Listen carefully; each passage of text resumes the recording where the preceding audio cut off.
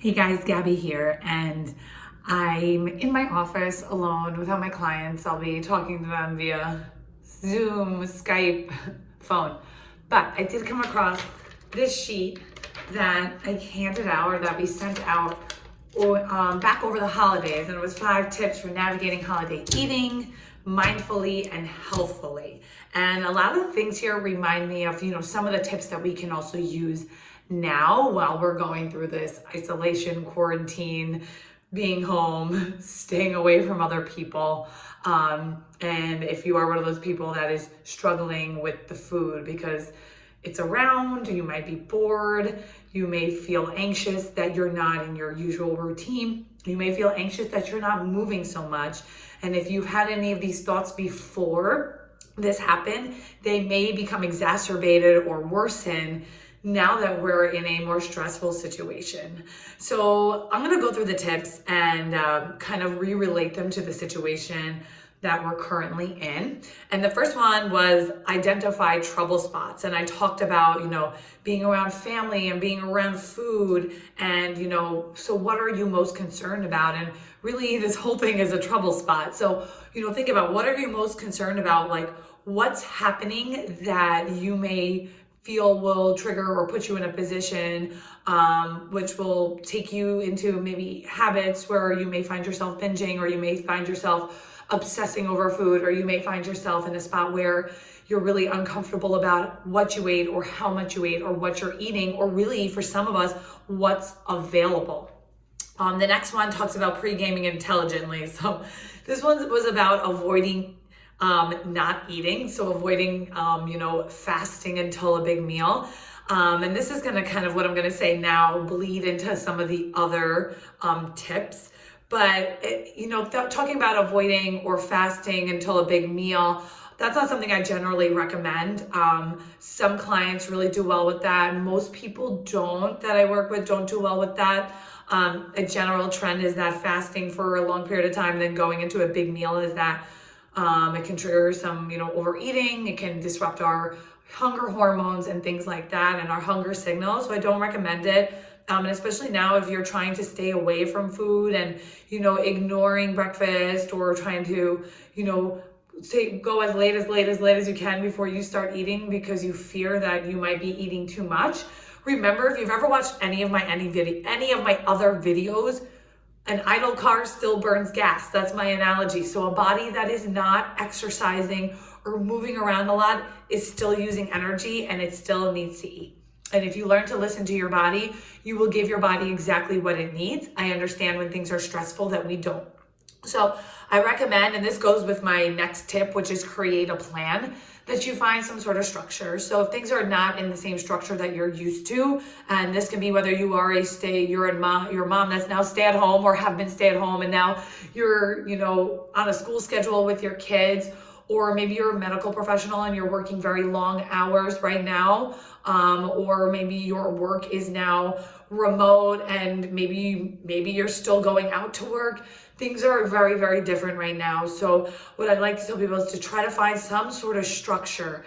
Even if it's just, okay, now I'm going to have breakfast every single morning, and that's going to be my structure. I'm going to make sure that I eat lunch at this time, and that's going to be my structure. And I'm going to make sure I eat dinner at this time, and that's going to be my structure.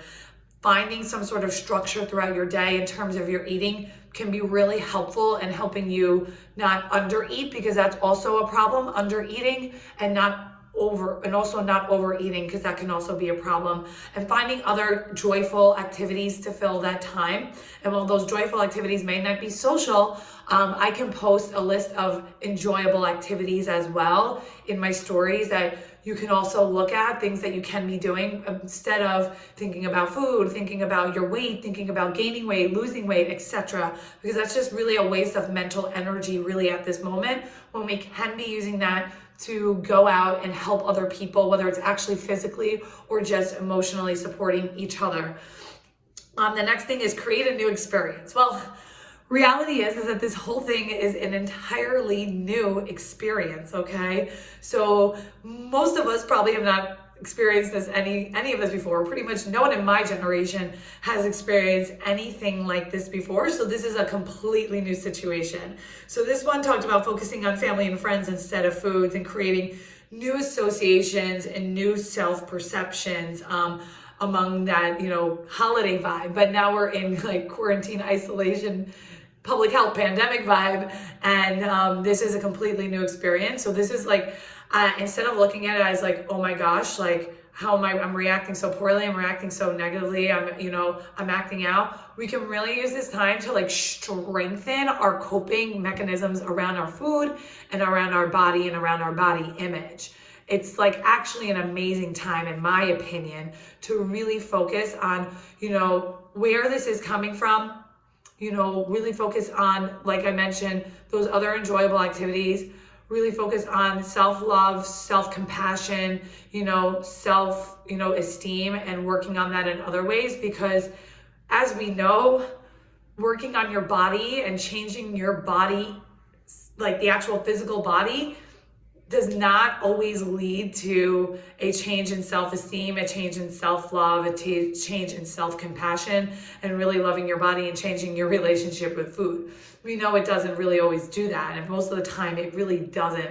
It actually perpetuates that disconnect and that negative relationship even more by putting all of your self-worth and your self-focus on your body.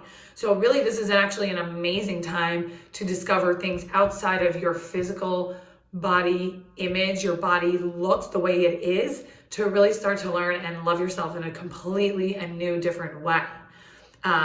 The last thing I talked about in this is acknowledging your hunger, and this remains true all the time. Acknowledge your hunger. If you're hungry, I encourage you to eat based on your hunger cues. I know I did make a recommendation of having some structure that can help if you are, completely unaware of those hunger cues. And remember, your hunger cues are not just your stomach feeling hungry. They can be other things. It can be thinking about food. It can also be, feeling physiologically weak or fatigued or angry or irritable. Those are all other signs of hunger. It's not a good idea to ignore your hunger. If there is no food available, that might be your only option. As of right now, there is no foreseeable drop in food supply at the moment. That is what our leaders and our experts are saying. So for the time being, there is really no need to excessively stock up on food. There is no need to obsess over a fear of a lack of food. Your food choices may be different, and that's okay. It's actually great. Explore other foods to eat. Explore other recipes. It's a great time, especially if you're working from home.